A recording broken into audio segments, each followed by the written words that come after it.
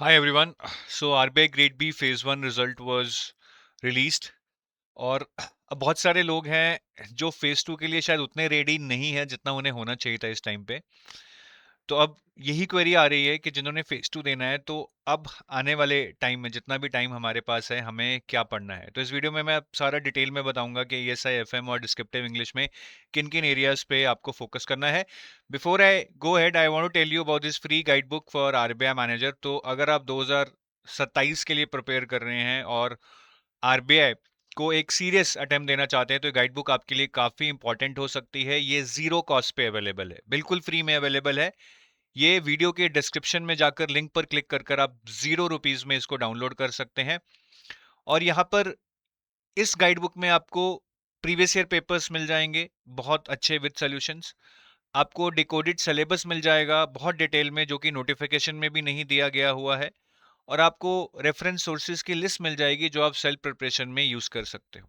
तो आप आज ही इसको डाउनलोड कीजिए and get your journey started on a good note.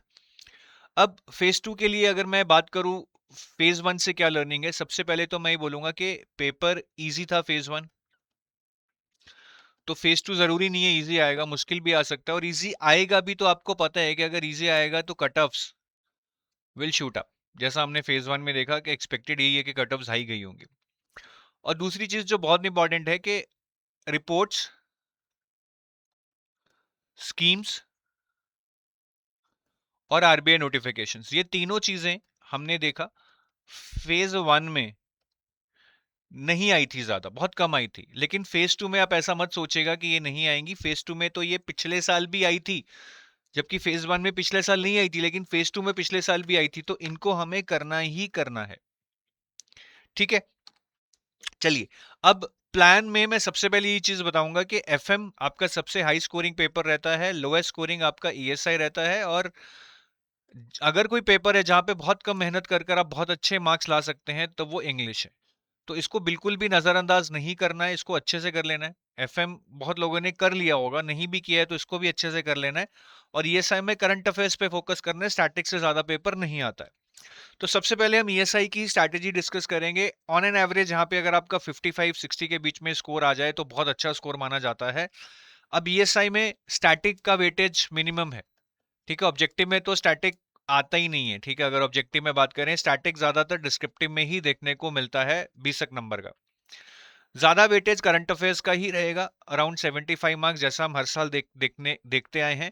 और अगर मैं स्टैटिक की बात करूं, स्टैटिक में सारा ईएसआई पढ़ने की जरूरत नहीं है। The most important chapters that I would say, जहां पे आपको अच्छी अंडरस्टैंडिंग की जरूरत है, वो है inflation, balance of payment, monetary policy, fiscal policy, measurement of growth, sustainable development and environmental issues and international economic institutions. इनको आप फर्स्ट प्रायोरिटी देके पढ़ लो। बाकी चैप्टर्स भी एक बार रीड कर लेना, but just read them like an ऐसे, जैसे लास्ट ईयर मल्टीकल्चरलिज्म पे क्वेश्चन आ गया था। तो बिल्कुल नहीं छोड़ना है। बट इनको अच्छे से कर लोगे तो करंट अफेयर्स भी जल्दी हो जाएंगे, और बाकी चैप्टर्स वैसे ही बहुत जल्दी जल्दी होने वाले हैं, उनको भी आप कर लेना। अगर करंट अफेयर्स की बात करूं ऑब्जेक्टिव पेपर में, तो तीन ही एरियाज पूछे जाते हैं: गवर्नमेंट स्कीम्स, रिपोर्ट्स एंड जो ईएसआई के सिलेबस के टॉपिक्स हैं उनसे related current affairs. Last year schemes का वेटेज ज्यादा था, रिपोर्ट्स का कम था। उससे लास्ट ईयर अगर मैं 2024 की बात करूं तो स्कीम्स का वेटेज सिर्फ 8 मार्क्स था, रिपोर्ट्स 30 मार्क्स की आई थी। तो अब ये नहीं सोचना है कि स्कीम ज्यादा आएंगी रिपोर्ट ज्यादा आएंगी, कुछ भी कम ज्यादा आ सकता है। आप तीनों चीजों को इक्वल इंपॉर्टेंस के साथ पढ़ेंगे, गवर्नमेंट स्कीम्स को भी, रिपोर्ट्स को भी, और जो ईएसआई का सिलेबस है उससे रिलेटेड करंट अफेयर्स को भी अच्छे से पढ़ना है हमें। और डिस्क्रिप्टिव की बात करें तो डिस्क्रिप्टिव में जो करंट अफेयर बेस्ड क्वेश्चंस आते हैं, रिपोर्ट से काफी आते हैं। रिपोर्ट से काफी क्वेश्चंस आते हैं, जैसे कि economic survey, budget, world development report, world economic outlook, financial stability report, currency and finance report, RBI annual report, reports on trends and progress in banking industry.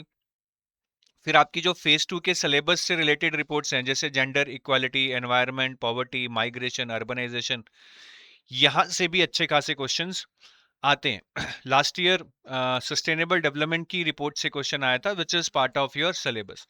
तो ये वाली रिपोर्ट्स अच्छे से कर जाना, यहां से डायरेक्ट क्वेश्चन भी आ सकता है। और उसके अलावा जो सिलेबस से रिलेटेड रिपोर्ट्स हैं, उनको भी आप कर जाना। बहुत सारी रिपोर्ट्स होंगी बट आप जितनी कर पाएंगे उतना बेटर रहेगा, ताकि एग्जाम में आपको क्वेश्चन देख के ऐसा फील हो कि ये मैं कर सकता हूँ। और एडिटोरियल्स, ठीक है, आप सर्च कर लीजिए जो एडिटोरियल्स आपको लगता है सिलेबस से मैप होते हैं, पिछले 2-3 महीने में पढ़ लीजिए। अगर एडिटोरियल्स नहीं भी पढ़ पा रहे हैं तो रिपोर्ट्स को अच्छे से कर लीजिएगा। ठीक है, तो ऑब्जेक्टिव और डिस्क्रिप्टिव में ईएसआई में ये चीजें करनी है। जैसे कि मैंने बताया, last year sustainable development report पे क्वेश्चन आया था, जो कि यूनाइटेड नेशंस की रिपोर्ट थी, और एग्जाम से 4-5 महीने पहले ये रिलीज गई थी। ठीक है, तो जो भी रिपोर्ट एग्जाम से 6 मंथ्स के गैप में रिलीज हुई है और सिलेबस से रिलेटेड है, और किसी इंपॉर्टेंट ऑर्गेनाइजेशन ने रिलीज की है, जैसे United Nations, world bank, Asian development bank, UNESCO, UNICEF, ILO, ऐसी इंपॉर्टेंट ऑर्गेनाइजेशंस की रिपोर्ट आप अच्छे से जरूर पढ़ जाइएगा। एफएम की बात करें तो एफएम, जैसा मैंने बोला, काफी स्कोरिंग सब्जेक्ट है। 75, 75 और 80 के बीच में स्कोर काफी लोगों का आता है, but you can not afford less than 70 here unless and until the exam is really difficult. Management सबसे ज्यादा स्कोरिंग है। एक्सपेक्टेड है कि 50 मार्क्स का आउट ऑफ 100 मैनेजमेंट आएगा, तो यहाँ पे मेरा टारगेट 40 to 45 होना चाहिए। Management is that easy. ठीक है, मैनेजमेंट में चैप्टर्स बहुत ही जेनरिक हैं, इजी हैं, तो सारे चैप्टर्स पढ़ के जाने हैं, कुछ छोड़ना नहीं है। पैराग्राफ बेस्ड क्वेश्चंस आते हैं, उनकी प्रैक्टिस कर जाना। मुश्किल नहीं होते हैं बट प्रैक्टिस कर जाना, सो दैट एग्जाम में आपको ये ना लगे कि ये ऐसे कैसे क्वेश्चन आ गए, जहाँ पे एक पैराग्राफ दिया होता है और हर पैराग्राफ पे 2-3 क्वेश्चंस वो पूछ लेते हैं। डिस्क्रिप्टिव में क्वेश्चंस बहुत आसान ही आते हैं मैनेजमेंट में। ठीक है, लास्ट ईयर क्वेश्चंस कम आए थे बट जो भी आए थे आसान थे। जैसे what is corporate governance, advantage of non verbal communication, difference between trade theories and behavioural theories, पूरा थ्योरेटिकल है जैसे हमारे स्कूल या कॉलेज में आते थे। ठीक है, बस आपने इस चीज का ध्यान रखना है कि जब भी आप अपना डिस्क्रिप्टिव में आंसर लिखिए मैनेजमेंट में, डू गिव रेलेवेंट एग्जांपल्स। ठीक है, पॉलिटिशियंस का अवॉइड कीजिएगा, बिजनेस पर्सनालिटीज, स्पोर्ट्स पर्सनालिटीज, इनके एग्जांपल्स थोड़ा ज्यादा लिखने की कोशिश कीजिएगा। जैसे ट्रांजैक्शनल लीडरशिप पे आप बिल गेट्स का एग्जांपल दे सकते हैं, ट्रांसफॉर्मेशनल पे आप हेनरी फोर्ड का एग्जांपल दे सकते हैं। So whatever you are writing, please try to relate that to the environment, तभी जाकर आपको कुछ एक्स्ट्रा मार्क्स मिलेंगे। फाइनेंस की बात करें तो finance is a mix of static and current. Last year finance में स्टैटिक नहीं आया था, बट ऐसा नहीं है कि इस बार भी नहीं आएगा। ठीक है, सॉरी, लास्ट ईयर फाइनेंस में करंट नहीं आया था। I think I by mistake told static. Last year finance में करंट नहीं आया था, बट इस ईयर आप current affairs based question expect कर सकते हैं। फाइनेंस में न्यूमेरिकल लास्ट ईयर 6 मार्क्स के पूछे गए थे, which was very critical for some people, they could not do it. तो आपने न्यूमेरिकल्स करके जाने हैं। कौन कौन से चैप्टर्स के? रेशियोज के, इनकम स्टेटमेंट, बैलेंस शीट और डेरिवेटिव्स। ये 4 चैप्टर के आपने न्यूमेरिकल्स करके जाने हैं। मैं रिपीट कर रहा हूँ, ratios, income statement, balance sheet and derivatives. बाकी फाइनेंस में जैसा मैंने बोला, करंट भी आता है, स्टैटिक भी आता है। लास्ट ईयर करंट नहीं आया था, बट इस साल आप एक्सपेक्ट कर सकते हैं। स्टैटिक की अगर बात करें फाइनेंस में, तो डिस्क्रिप्टिव और ऑब्जेक्टिव के लिए ये चैप्टर सबसे ज्यादा इंपॉर्टेंट है। Income statement and balance sheet, cash flow ratios, primary secondary market, risk management, inflation, derivatives, bonds, functions of RBI, fiscal policy, financial institutions, banking system plus NBFCs and alternate sources of finance. ये chapters आपने पहले करने हैं। इसके बाद कुछ chapters बचेंगे, जैसे कि public private partnership, financial inclusion, उसको एक क्विक रीड दे दीजिएगा just by looking at the index, बहुत ज्यादा डेप्थ में नहीं पढ़ना है। ठीक है, बाकी फाइनेंस में भी 2 मार्कर क्वेश्चंस आएंगे, तो ऐसे क्वेश्चंस की प्रैक्टिस कर लेना, so that you are not caught unaware in the exam. Questions मुश्किल नहीं होते हैं। करंट की बात करें ऑब्जेक्टिव में, तो आरबीआई और सेबी नोटिफिकेशन से काफी पेपर पूछा जाता है। सेबी नोटिफिकेशंस काफी ज्यादा आ रही हैं आपके कोर्स में। फाइनेंस करंट अफेयर्स के अंदर सेबी नोटिफिकेशंस कवर्ड हैं और आरबीआई नोटिफिकेशंस के लिए डिफरेंट डॉक्यूमेंट है। बाकी अगर सिलेबस से रिलेटेड कोई करंट अफेयर्स है, जैसे डिजिटल बैंकिंग में यूपीआई में कुछ चेंज हुआ है, रिस्क मैनेजमेंट में कुछ कॉम्प्लायंसेस चेंज हुए हैं, कैपिटल मार्केट में कुछ चेंज हुआ है, वैसे क्वेश्चन भी पूछ लिए जाते हैं। और इन रिपोर्ट्स को पढ़ लीजिएगा। हालांकि यहाँ से ऑब्जेक्टिव क्वेश्चन ज्यादा नहीं आते हैं, बट स्टिल डिस्क्रिप्टिव के लिए तो आपको ये पढ़नी ही है, तो ऑब्जेक्टिव के लिए भी थोड़ा रीड कर लीजिएगा। Economic survey, union budget, financial stability report, RBI annual report, currency and finance report, trends and progress in banking sector, और आरबीआई की जो बाकी रिपोर्ट्स हैं सिलेबस से रिलेटेड, जैसे लास्ट ईयर एक आरबीआई की एआई पे रिपोर्ट आई थी, जो मेरी आईटी, मेरा जो टॉपिक है आईटी पे मेरे सिलेबस में, उससे रिलेटेड थी। तो रिपोर्ट्स पढ़नी है, आरबीआई नोटिफिकेशंस पढ़नी है, सेबी नोटिफिकेशंस पढ़नी है, और फेज 2 के टॉपिक से रिलेटेड करंट अफेयर पढ़ने हैं।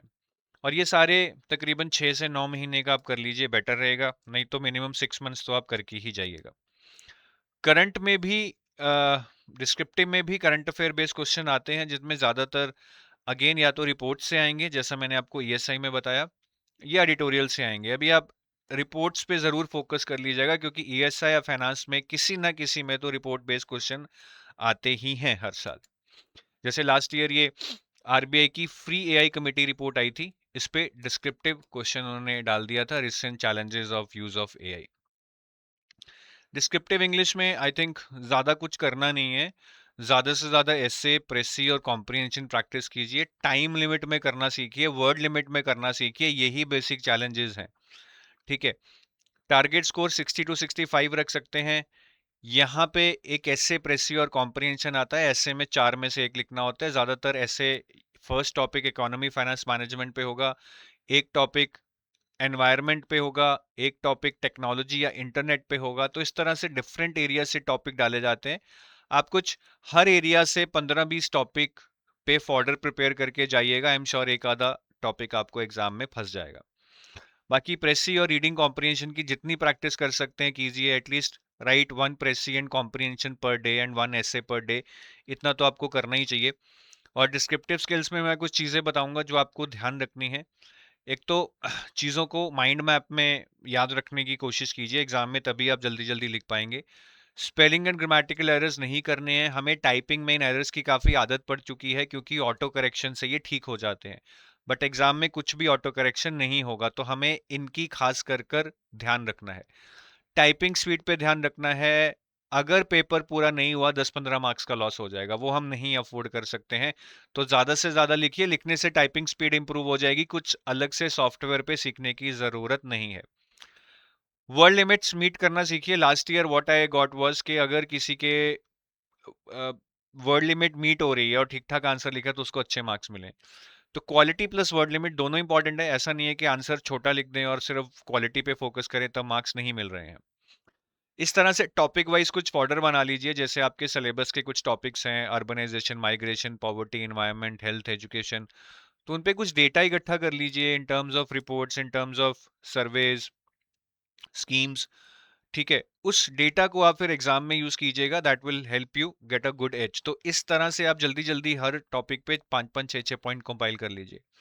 अलग अलग कीबोर्ड पे प्रैक्टिस कीजिए, क्योंकि अगर आप एक कीबोर्ड को यूज टू हो जाते हैं, एग्जाम में डिफरेंट कीबोर्ड पे जब माइग्रेट करेंगे तो दिक्कत आएगी। तो एक कीबोर्ड को यूज टू मत होइए और अलग अलग कीबोर्ड पे ही प्रैक्टिस कीजिए। और इवैल्यूएशन जरूर करवाइएगा, काफी लोग सिर्फ लिखते रहते हैं अंडर दी assumption कि हम लिखने से improve कर रहे हैं, but there are so many basic mistakes which people do and they are not aware of because they are not getting their answers evaluated. तो प्लीज प्लीज प्लीज अपनी evaluation जरूर करवाइएगा, और एक आंसर डेली लिखिएगा और इसी को इवैल्यूएट करवाइएगा, जो मैं आपको बार बार बोल रहा हूँ। और मॉक टेस्ट आई थिंक इन दिनों पे आप दे सकते हैं, 28 जून, 5 जुलाई, 12 जुलाई, 19 जुलाई, 22 जुलाई। बाकी आप खुद भी डिसाइड कर सकते हैं। The point is don't rush through mock test in 1 week के सारा पढ़ लिया, अब एक हफ्ते में सारे मॉक टेस्ट दे देंगे। That's not a good idea. Keep a space, good number of days, at least 3 to 4 days between each mock test, so that you can analyze and improve in the next mock test.